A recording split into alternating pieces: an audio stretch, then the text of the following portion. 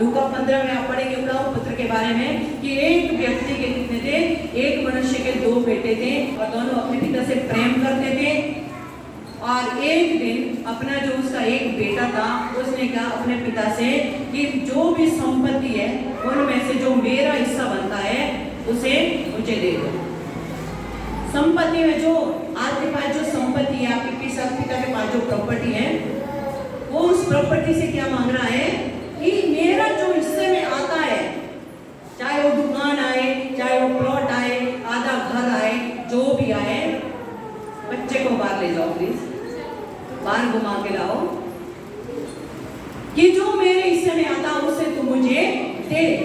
और पिता अपने बच्चों से कितना प्रेम करता है। हर माँ बाप अपने बच्चों से बहुत प्रेम करते हैं। हर बाप जानता है कि जीते जी भी इसका और मरने के बाद भी इसी का है, कि जीते जी भी इसका और मरने के बाद भी इसका है।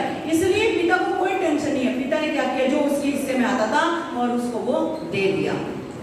वो अपना सब कुछ बटोर के सब कुछ लेके परदेश चला गया और वहां पे उसने उस धन का क्या किया, उसने नशे में, जुए में, व्यभिचार में जाके उसको खर्च कर लिया है। और एक दिन वो पूरी तरह कंगाल हो गया है, उसके पास कुछ भी नहीं बचा, क्योंकि खोद खोद के तो मिट्टी भी खत्म हो जाती है। एक दिन वो क्या हो गया, पूरा कंगाल हो गया, उसके पास कुछ भी नहीं बचा। और जब कुछ भी नहीं बचा, अब उसे भूख लगी, खाने के लिए रोटी तो हर एक को चाहिए। तब उसने काम ढूंढा और काम क्या मिला उसको, सुअर चुगाने का, उनको चारा डालना, उनकी रखवाली करना।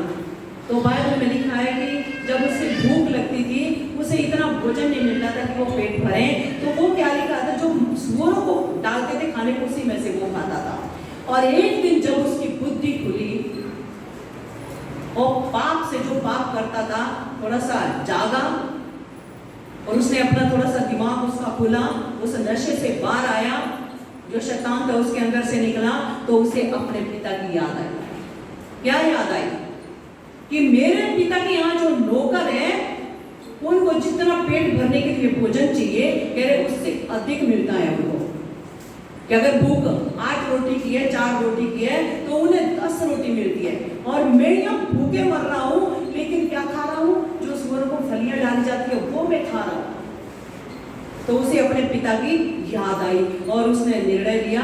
क्या निर्णय लिया कि चाहे कुछ भी हो जाए, चाहे मेरे पिता अब मुझे मारे, चाहे वो मुझे स्वीकार ना करें, चाहे वो मुझे ताड़ना दे, चाहे वो मुझे गालियां दे, चाहे मुझे डंडे से पीटे, चाहे कुछ भी करे, लेकिन मैं अपने पिता के पास जाऊंगा, उनसे माफी मांगूंगा, गिड़गिड़ाऊंगा और उन्हें कहूंगा कि मुझे बेटे होने का अधिकार नहीं, एक नौकर का ये अधिकार तो कम से कम पेट भरने के लिए भोजन तो मिले। Hallelujah, hallelujah. और वो एक दिन वापस आता है। जब वो वापस आया, कोई भी माँ बाप, बच्चे अपनी मनमर्जी हमेशा करते हैं। मैंने बहुत सारे बच्चों को देखा है, माँ बाप जो बोलते हैं बच्चों को अच्छे नहीं लगते, खासकर जवानी में अच्छी नहीं लगती। जब 16, 17, 18, 20 साल के बच्चे होते हैं, उन्हें पता है क्या लगता है, हम सही हैं, मेरी माता जी गलत है, मेरे पिताजी गलत है। वो कहेंगे बेटा गलत संगति में नहीं जाना, बोले मेरे दोस्त बहुत अच्छे, मेरे ऊपर जान छिड़कते हैं, मेरे घर वाले तो गलत है। वो कहेंगे बेटा तू पढ़, तेरी नौकरी लगेगी, तेरा जीवन अच्छा हो जाएगा।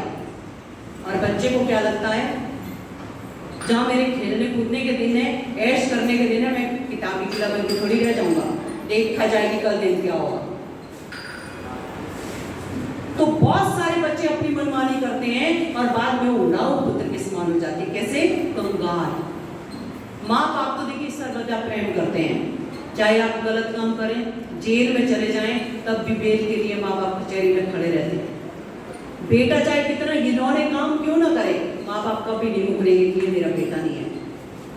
लोगों के सामने उनका सर भले झुक जाए, लेकिन वो कभी मुकरेंगे नहीं कि मेरा बेटा नहीं है, चाहे कितना ही गंदा काम क्यों ना हो, तब भी वो बोलेगा हाँ मेरा बेटा ही है, उससे गलती हो गई। लेकिन बच्चे मुकर जाते हैं कि हमारे माँ बाप नहीं है। उड़ाऊ पुत्र भी ऐसे ही था, सब कुछ जो उसके हिस्से का था वो तो सब कुछ व्यभिचार में, गलत कामों में उड़ा दिया उसने, और उसके बाद खुद कुछ नहीं बचा था। जब वो वापस आया फटे हाल, कपड़े फटे हुए, पैरों में जूते नहीं, पता नहीं कितने दिन से नहाया नहीं, कितने दिन से भूखा होगा, तो उसके बाप की नजर वहीं लगी थी। क्योंकि माँ बाप मरते दम तक वेट करते हैं कि मेरा बेटा वापस आएगा, हालेलुया, मेरी बेटी वापस आएगी, वो पापों को छोड़ेगी, वो पापों को छोड़ेगा। तो उनकी टकटकी वेट पे लगी रहती है कि वो एक दिन आएगा और फिर से मेरा घर सब अच्छा हो जाएगा, हालेलुया। और उसके बाप की नजर थी कि कभी ना कभी वो जरूर आए, क्योंकि वो जानता था कि उसका जो कुछ वो लेके गया है वो कोई व्यापार नहीं करेगा, कोई बिजनेस ही नहीं करेगा उन पैसों से, कोई मैल कोटी नहीं बनाएगा, वो उड़ाएगा। क्योंकि हमें हर बच्चे की आदत मालूम होती है, माँ बाप अपने बच्चे की हैबिट को जानते हैं कि कौन सा कमाऊ बच्चा होगा और कौन सा लापरवाह बेकार बच्चा होगा। लेकिन माँ बाप सारे बच्चों से एक जैसा प्रेम करते हैं। अब माँ बाप की आंखें कहाँ लगी रहती है? अपने बच्चों पे, वो प्रेम करते हैं अपने बच्चों से। माँ बाप से ज्यादा प्रेम कोई नहीं करता है, हालेलुया। एक परमेश्वर है जो हमसे माँ बाप से ज्यादा प्रेम करता है, लेकिन इस धरती पर जो माँ बाप है सबसे ज्यादा प्रेम करते हैं। आजकल लव अफेयर के चक्कर में बच जाते हैं लड़के लड़कियां, जानू जानी, और उसके बाद मर जाते हैं, फांसी पे एक मर जाता, दूसरा 6 महीने के अंदर शादी कर लेता। कौन सा प्यार था? प्यार तो वो होता है, अगर वो मर गया तो वो भी साथ में मरी, इसे कहते हैं प्यार। बोले तू नहीं तो कोई और भी, मैं भी मर गई। कोई नहीं मरता किसी के लिए, 2 दिन में रोते हैं। लेकिन उड़ाऊ पुत्र जब वापस आया, उसके पिता ने दूर से देख लिया और उसे देख करके बहुत आनंदित हुआ, हालेलुया, हालेलुया। और अपने नौकर जाकर जितने उसके घर में थे सबको बोलो कि जल्दी जल्दी करो, जो बेटा मेरा खो गया था वो मिल चुका है, जो बेटा मेरा मर गया था वो अब जीवित हो गया और आ रहा है, तैयारी करो उसके वेलकम की। फटाफट अच्छा सा बकरा लेके आओ और काटो, सबको लोगों को बुलाओ, मैं आज दावत करूंगा। अंगूठी तैयार करो, मैं उसे अंगूठी पहनाऊंगा, और कपड़े तैयार करो, उसे अच्छा वस्त्र बनाऊंगा, हालेलुया, हालेलुया। और जब वो वापस आए, उसके बाप की खुशी का ठिकाना नहीं था। आज बहुत से लोग उड़ाऊ पुत्र के समान जो प्रभु के पास, जो चर्च में तो आते हैं संडे में, लेकिन अभी तक समझे नहीं। उन्हें लगता कि संडे में चर्च को अटेंड करना बस इतना ही काफी है। परमेश्वर हमें बदलेगा, कोशिश आपको करनी है। बहुत से उड़ाऊ पुत्र पड़े हैं आपके चारों ओर, जो पूरे दिन भर जुआ खेलते हैं, जो पूरे दिन भर शराब पीते हैं, जिनके माँ बाप इतने दुखी है। क्या आप कभी उनके पास गए सुसमाचार को लेकर के? क्या आपने उनको बताया कि स्वर्ग का परमेश्वर आपकी ये परेशानी को दूर करेगा, और परेशानी नहीं लेकिन वो अनंत जीवन भी देगा, हालेलुया, हालेलुया। जब उड़ाऊ पुत्र वापस आया, उसके बाप ने उसे गले लगाया। वो तो चुकरा, वो तो उम्मीद लगा के आया था कि मेरा बाप मुझे घुसने नहीं देगा, लेकिन मैं विनती करूंगा कि एक नौकर के रूप में मुझे रख ले। लेकिन बाप का दिल देखिए, कितना बड़ा दिल। और उसने उसे इतने मैले कुचेले फटे हाल को पता नहीं कितने दिन से नहाया नहीं, कितने दिन से खाया नहीं, उसको गले से लगाया, उसे अंगूठी पहनाई और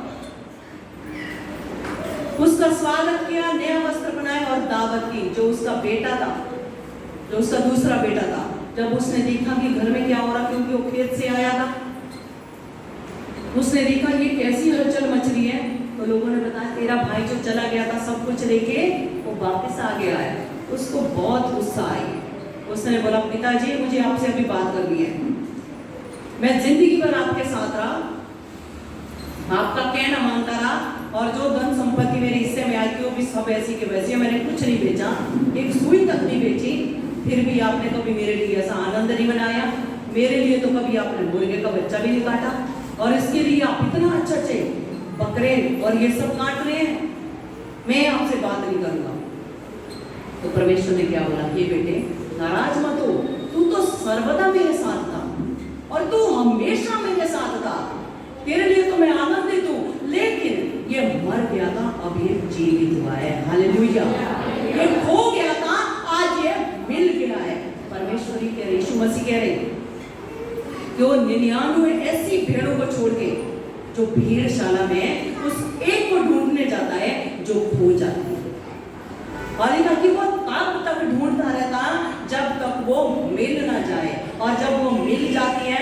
क्या करता है, उसे कंधे पर उठा के लाता और बड़े आनंद से आता और लोगों को क्या कहता, आइए मेरी एक बैग खो गई थी और वो मिल गई है, मेरे साथ आनंद मनाए। Hallelujah, hallelujah.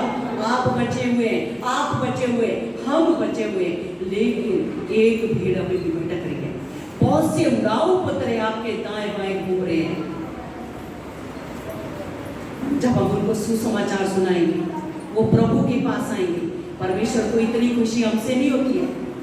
हम तो सर्वदा प्रभु के साथ हैं, हम तो हमेशा उसकी आराधना करते, हम तो हमेशा उससे प्रार्थना करते।